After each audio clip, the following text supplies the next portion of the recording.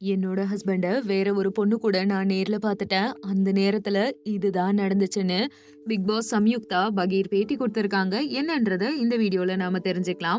பிரபல நடிகை, தொலைக்காட்சி பிரபலம் சம்யுக்தா சண்முகம் தன்னுடைய திருமண வாழ்க்கையில ஏற்பட்ட புயலை இப்ப சமீபத்துல பேட்டி ஒண்ணுல உருக்கமா பகிர்ந்திருக்காங்க. தன்னுடைய கணவர் வேற ஒரு பொண்ணோட உறவுல இருந்திருக்காரு. அவரு ஃபாரின்ல இருந்திருக்காரு. அவர் தனக்காக வருவாரு, தனக்கு நேரம் ஒதுக்குவாருன்னு சொல்லிட்டு ரொம்ப வருஷம் இவங்க காத்துக்கிட்டே இருந்திருக்காங்க.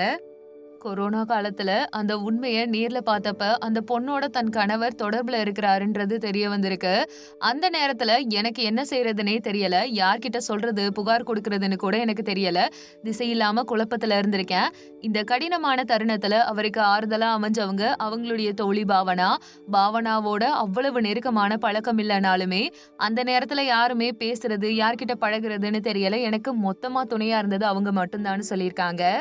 அதுக்கு அவங்க கவலைப்படாத, பொறுமையாயிரு, பாத்துக்கலான்னு ஆறுதல் சொல்லியிருக்காங்க. அந்த வார்த்தைகள் எனக்கு ஒரு நம்பிக்கையை அளிச்சிருக்கு. உடைஞ்சு போயிருந்த தருணத்துல பாவனாவுடைய ஆதரவு என்ன தாங்கி இருக்குன்னு சம்யுக்தா உருக்கமா பேசியிருக்காங்க. சம்யுக்தாவோட இந்த பேட்டி அவருடைய தனிப்பட்ட வாழ்க்கையில ஏற்பட்ட புயலை மட்டுமில்லாம நட்போட முக்கியத்துவத்தை எடுத்து காட்டியிருக்கு. இவருடைய வெளிப்படையான பேச்சு ரசிகர்கள் மத்தியில பரபரப்பை ஏற்படுத்தியிருக்கு. ஒரு தைரியத்தையும் பாராட்டையும் பெற்று தந்திருக்குன்னே சொல்லலாம்.